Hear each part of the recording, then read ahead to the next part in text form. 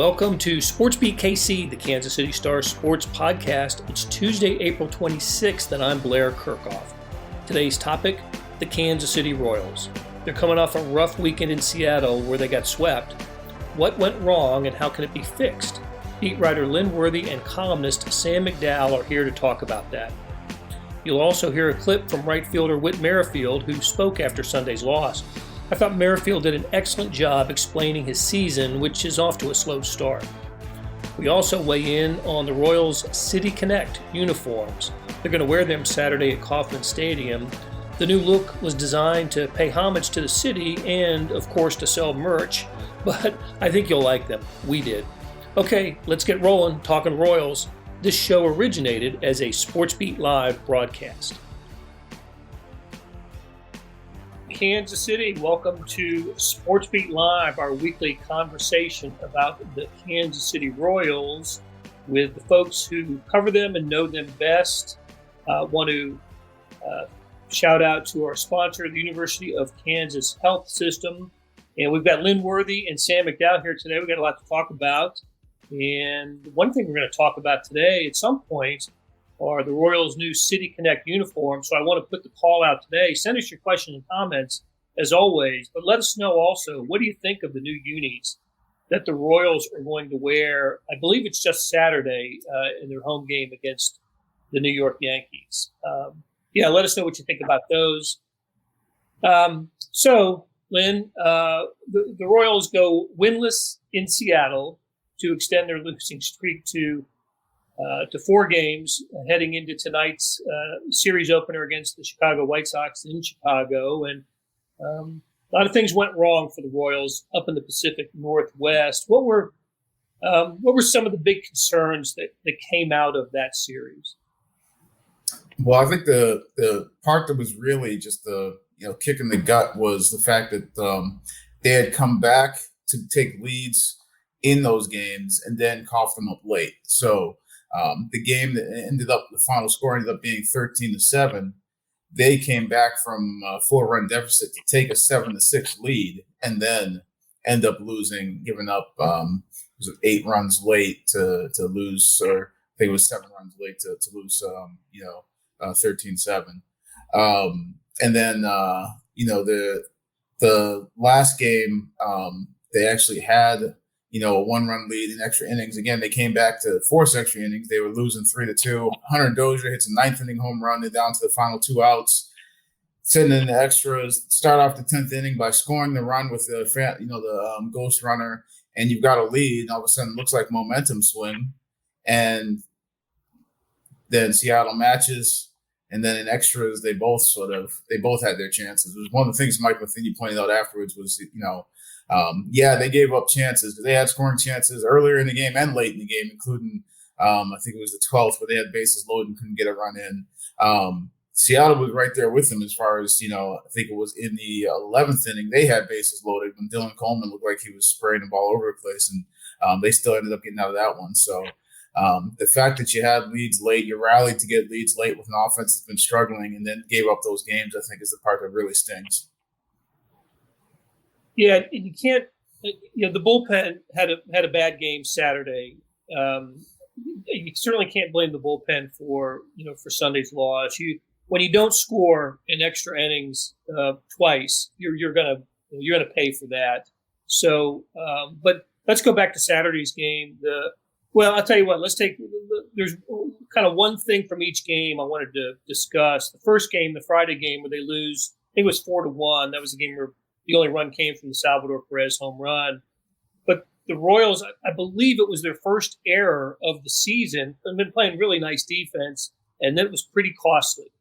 That was the ball that came back to Brad Keller, pitching a good game, had a double play set up, and he basically muffs the easy grounder. They don't get any out, much less a double play to get out of an inning, and the Mariners took full advantage of that.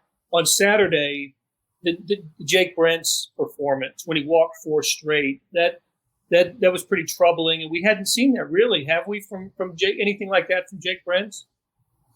No, he's been one of their guys. I mean, depending on how you want to look at it, there was probably in spring training, probably locked in 4 guys, that being, Scott Barlow, Jake Brentz, Josh Stallmont, and then Amir Garrett after they made that trade. And those in the first 3, Stallmont, Barlow, and Brentz were all guys who had been their mainstays last year. And so, and Brentz, now he's still early on. I mean, last year was his first year.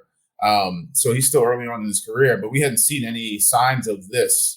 And so he, just couldn't find a strike zone.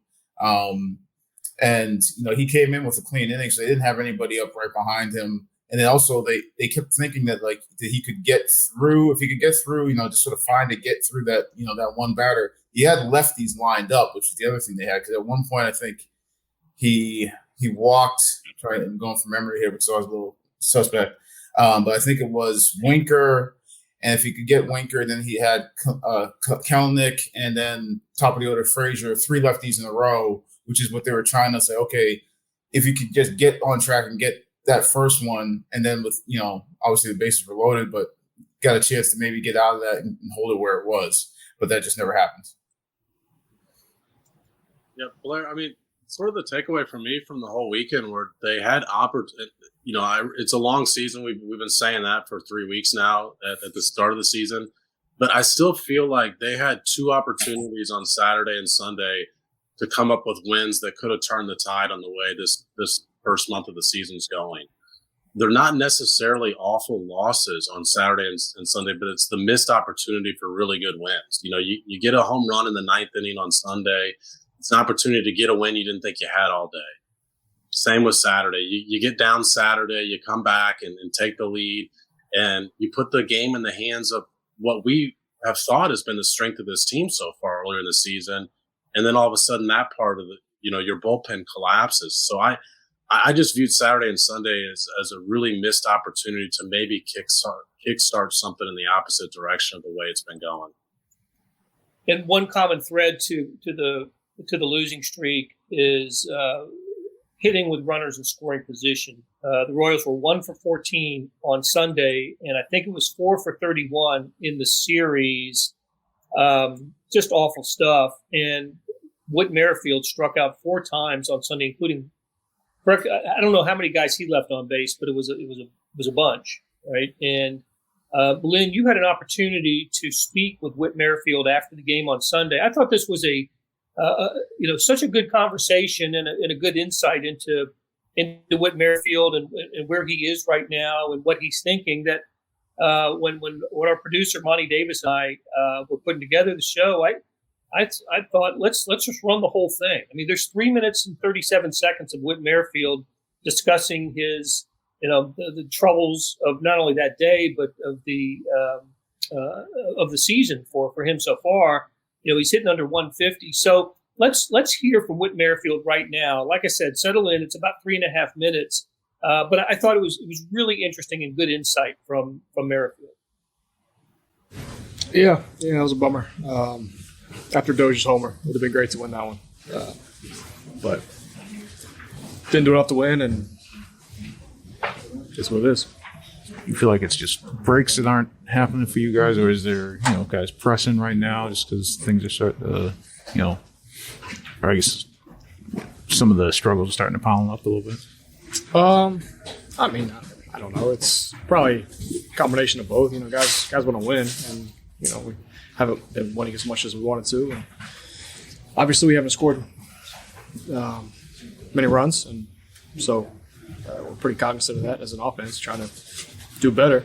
And but there's some bad luck mixed in as well. So just got to keep working, keep learning, keep adjusting, and try to get better every day. That's all you can do. Well, I mean, baseball it's a hard game, and if we can keep putting ourselves in positions to win games, I think we'll be in good shape. Today just wasn't meant to be for us, but we put ourselves in a position to win. And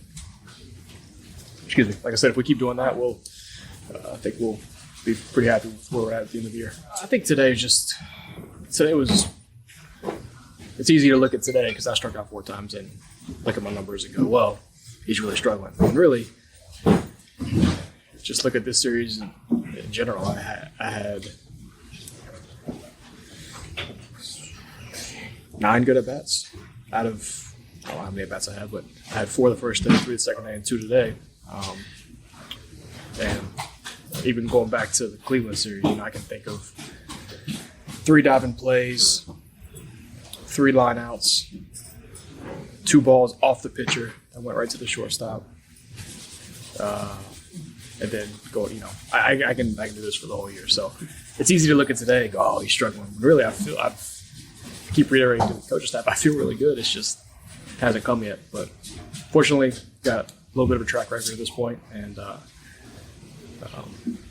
I got all the confidence in the world in myself. It's just a matter of doing more to help us win. That's what's really frustrating to me. Is not doing much offensively to help us win right now. And I know I could do more, and when you're not getting results and you feel good, it's a little frustrating. So it's a long season, though. We'll stick with it, and we'll be just fine. So don't you worry, man. It's hard to get away from, lining out, guys. For me, it's a matter of am I swinging at good pitches? Am I on time for the fastball? Outside of today, I haven't been swinging at bad pitches. I've been in the zone. Also today, 6 at bats, I went strike. They went strike 1 on me. So it's one of those stretches where it feels like I'll never get in that 2-0, 3-1 count. I'm always working from behind, and today was just one of those days. But as far as adjustments go, I mean, again, I evaluate it as, how do I feel? Okay, I feel good. All right, am I swinging good pitches? Yes, I'm swinging good pitches. All right, am I on time? Yes, I'm on time. So it's just a matter of sticking with it. You can get in trouble when you look at it too much and get too caught up in results. So I'll be just fine, I promise. Don't you worry, Lynn, was the message I got after that. Hey, I love that. I really did. I mean, for a player to have the game that he did, 4 Ks, and to stand in his locker and discuss what the issues are. Total respect for Whit Merrifield for doing that. And first of all, Lynn, he's that kind of guy anyway, right? Yeah. I mean, he's the guy who, if things are going bad and nobody really wants to talk, I mean, he's gonna stand there and answer your questions, So that was never really a doubt in my mind, but I wasn't sure, how candid he would be about, just how the slow start he was off to, and he dove right in and brought up the fact that he struck out 4 times that day. I mean, it wasn't obviously a secret, but wasn't sure he was going to dive right into it, but he did. It was interesting to me, just in some ways it reminded me a little bit of last year when we started talking to Dozier about some of the struggles he was having. He started talking about how he wasn't looking at stats. He was talking about quality at bats, contact, things like that. And Whit wasn't exactly in that same sort of tone, but it was similar in that he was, he's not evaluating just on was the hit or an out. He's talking about, the type of contact he made. Guys make a diving play. Does that mean he had a bad at bat? He lines out and it's right at somebody. Does that mean he had a bad at bat? Plus, if there's a more confident guy in that clubhouse than Whit, I'm not really sure who it is. So I mean, he's not going to be rattled by a slow start. What'd you think, Sam? You've been talking to pro athletes for a while. That was pretty honest. Yeah, and when you look at his advanced metrics, there's some truth to what he's talking about.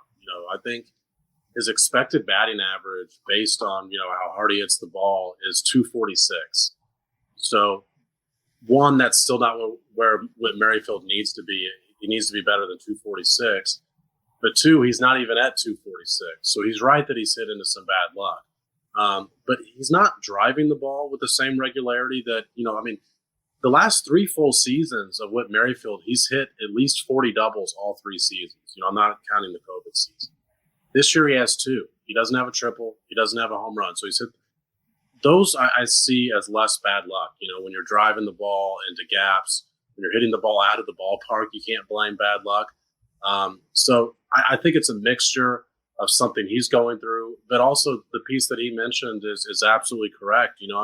His hard hit percentage, his sweet spots percentage, all those things that are the advanced metrics that I know a lot of people don't like to hear when a guy's struggling. But that's why when he says he's still confident, there's some reason to still be confident, to feel like he's still taking some good at bats. Having said all that, I'd put a bow on the comment by saying his at bat on Sunday with the bases loaded in extra innings was horrific. And, you could point to that as the key at bat and the reason they lost that game. Yeah. I thought it was interesting. One of the interesting comments that I heard him make was, in the Mariners series, he had 9, what he considered to be 9 good at bats. Yeah. And what was he? How many? I don't know how many hits he ended up in the series, but 1 or 2. I just don't. I think it might have been 2. Just going off the top of my head, because I think there was he had a hit. I'm trying to remember which day it was, but there was a day that he had a hit that I remember tweeting it out that he had been 1 for, I'm trying to remember what the number was, but it was a 1 for a lot going into that one hit. Yeah, he was 2 for 15 in that series. He actually had a hit on Sunday, the day they started out with 4 strikeouts. But yeah, when you look at it, I mean, he's 3 for about 20, 3 for about 33. So when you look at his last 8 games, and they've moved him out of the top of the batting order, which was the first for. I guess there was one time in 2020 when Alex Gordon batted first, led off, and that was his last game as a Royal. So a bit of a ceremonial thing there. But before that, 2019, the last time he didn't lead off, they got Nicky Lopez up in the 1 hole, and it makes sense, right? But Nicky Lopez, had the bad guy. Now that some of the losses are running together, but the pop up bunt, that was the last home game, I believe, wasn't it? Against the Twins when they lost the 1-0 game. So we're going to continue to see that, don't you think? Though Nicky Lopez in the 1. I think so, just because of how well he's been hitting and how often he's been on base, and the idea is to have somebody with that who's going to get on base regularly, set the table, and also be on base in front of potentially Sal Perez and Benintendi, whether he's 3 or 4, is another guy who's been getting on base but also been coming through with hits. So get somebody on base in front of those guys. And typically, in past years, Whit's actually been pretty good when he come to the plate with guys in scoring position and being able to give you productive outs or just productive at bats when you got to get somebody in. But obviously, this year is a different story. Something else that he said that was interesting was that he feels like he's swinging at good pitches. And you look at just the, traditional numbers, he's only walked twice all year. So you think, well, the guy's probably not swinging at a lot of good pitches. But he's seen a considerable more amount of strikes this year than he ever has in his career.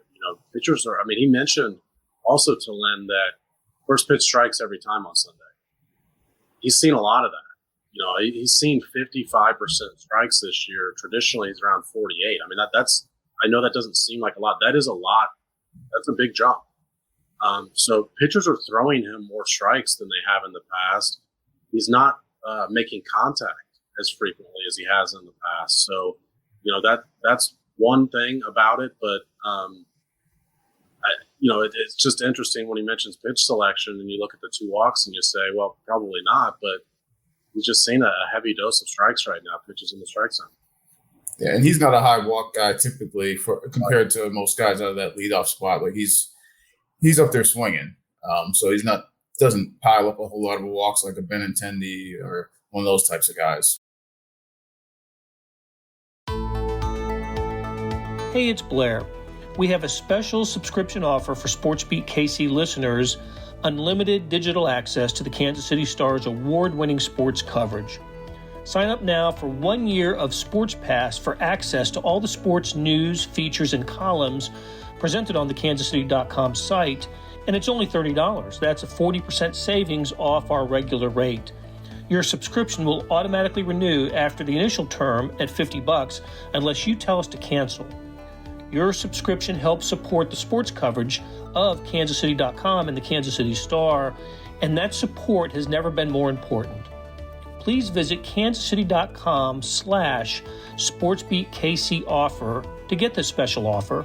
And as always, thanks for listening.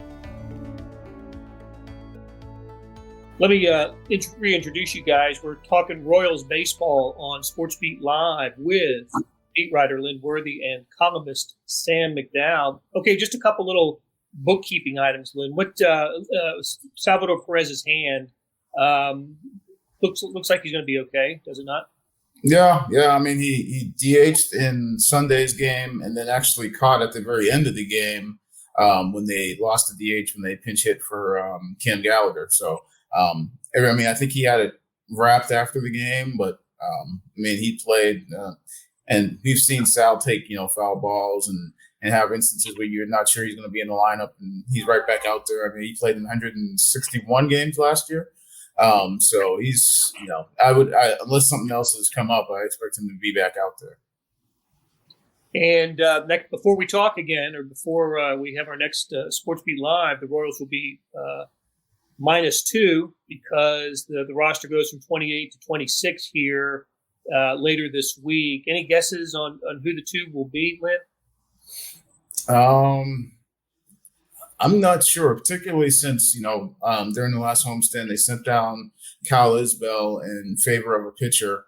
So that you would have thought, well, they've got an extra bench guy, got an extra pitcher. Now they got a little more on the pitching side. I don't know if they subtract 2 pitchers, though I'd probably lean that way right now, just because as far as the bench, you got to have a second catcher. You got to have right now. You still have Olivares and O'Hearn, and as far as bench guys, I mean, you don't have a whole lot after that. As far as guys that I mean, you're gonna have a DH every game, so it's probably on the pitching side. And I'm not sure. Right now, they're carrying Bolaños as an extra guy. The bullpen's been really good. We haven't seen a whole lot of Brady Singer. We saw him again the other day, and then he came out. He took a ball off the wrist, but apparently is all right. I don't know if they go that route, but I wouldn't be totally shocked if they did. But I before they made that move with Isbell, I would have thought, well, maybe they take one of those guys who's not playing much and then one of the pitchers. I'm not sure if they go 2 pitchers, but I wouldn't be shocked either way.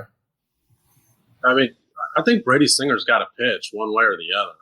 I mean, I realize that, he's not new to the major leagues in comparison to some of his peers that were taken in that same draft. But if he's going to be in the bullpen, he's got to pitch in the bullpen. If he's not going to pitch, he needs to be pitching in Omaha. So I think that's the question the Royals need to be asking themselves if they need to shrink their roster is, what's the plan with Brady?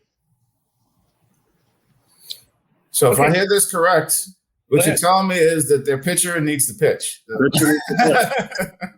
Well, I mean, Lynn, what do you think about it? I mean, it's the development of the third pitch, right? That's always been the key for him as a starter.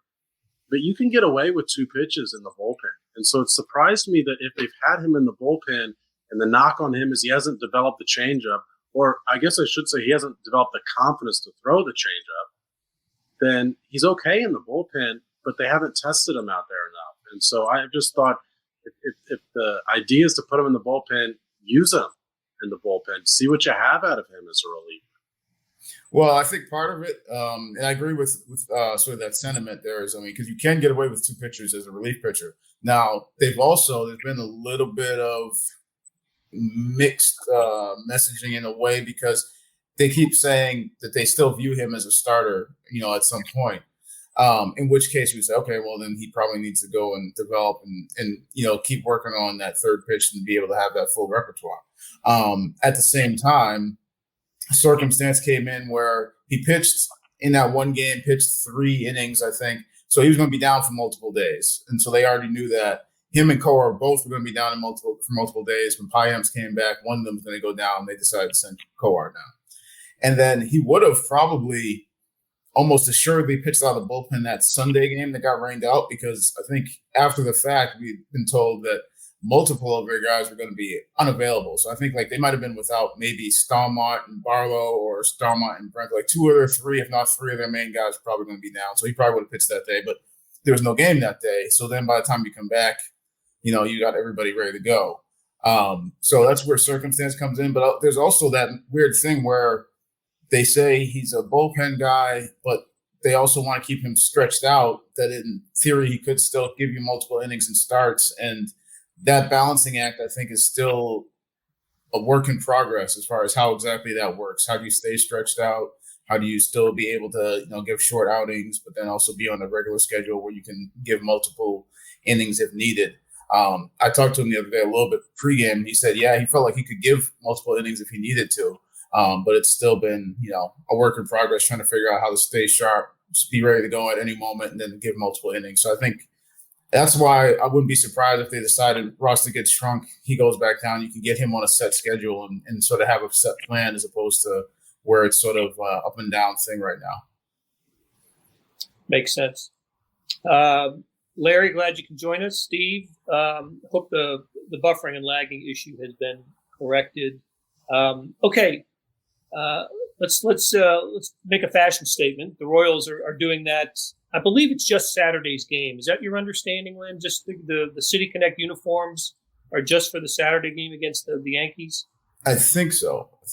I'll double check. Pete Gradhoff wrote about it, and we'll certainly have his link attached to the story that we have about this. But let's show everybody, if you haven't seen them, this is what the City Connect uniforms are going to look like that the Royals will wear at Kauffman Stadium on Saturday.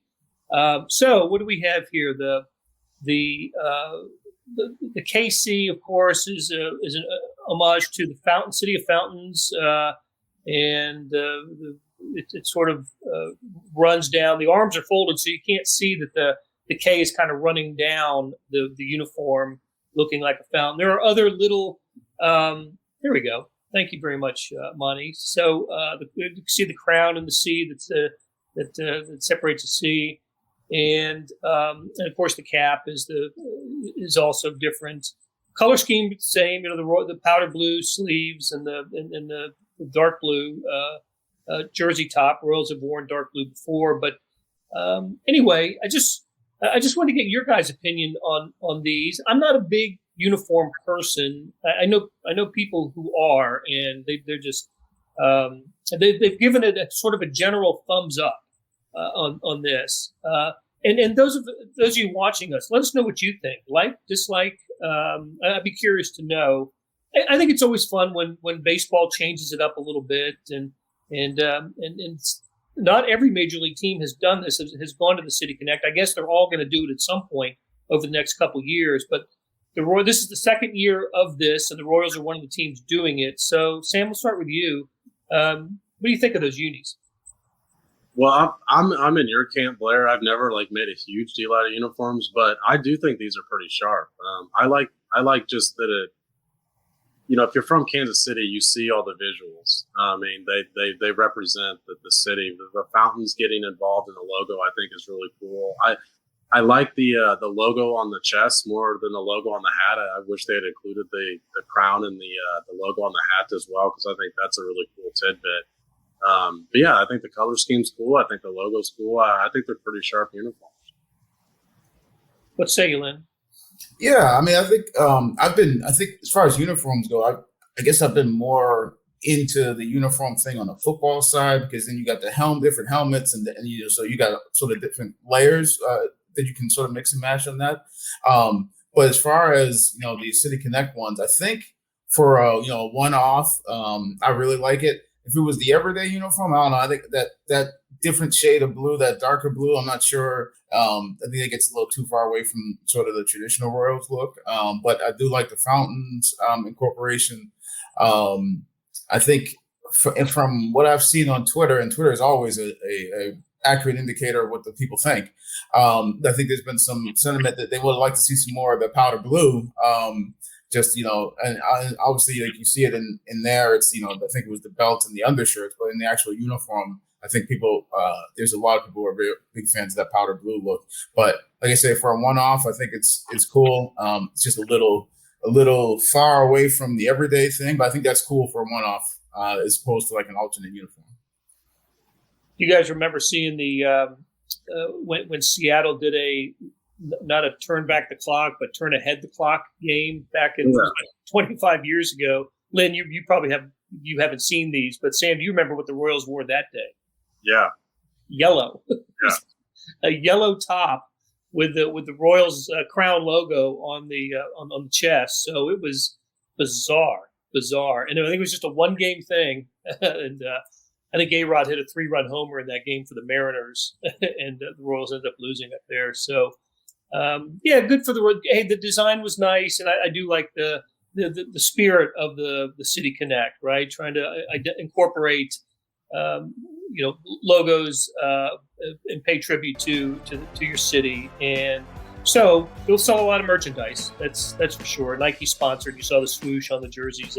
They'll get a lot of gear will get sold this weekend with the new uni. So, okay, Carrie weighs in. City Connect unis are nice, even though they aren't powder blue. So yeah, we've heard that. At least these guys were playing well enough. We're talking about the uniform. That's why we saved it for last, so we could get in the issues that the Royals are having. Okay, 3-game series with the White Sox begins tonight. Is it Daniel Lynch going against Dallas Keuchel, I think? Is that? That is correct. And it should also be noted that the White Sox, this is one of those, something's got to give. The White Sox have lost like 7 in a row coming into tonight. So they'll be mad and hungry and take it out on the Royals. We'll see. Okay, Lynn Worthy, Sam McDowell, Monty Davis, our producer. Thank you very much, you guys. Thanks to the University of Kansas Health System for being our presenting sponsor, and we will talk to you again next Tuesday morning. That'll do it for today. Thanks to Monty Davis for producing the podcast and today's SportsBeat Live, and to the SportsBeat KC staff of Randy Mason, Jeff Rosen, and Chris Fickett. Tip of the cap to Lynn Worthy and Sam McDowell for sharing their information and insights. Hey, Morning Sports Edition was 33 pages today. There was good stuff on Kansas State and Missouri basketball transfer portal news, the NBA playoffs, the NFL draft, and so much more. Go to the subscription tab on kansascity.com for more information. Thanks for listening, and we'll be back soon with another SportsBeat KC.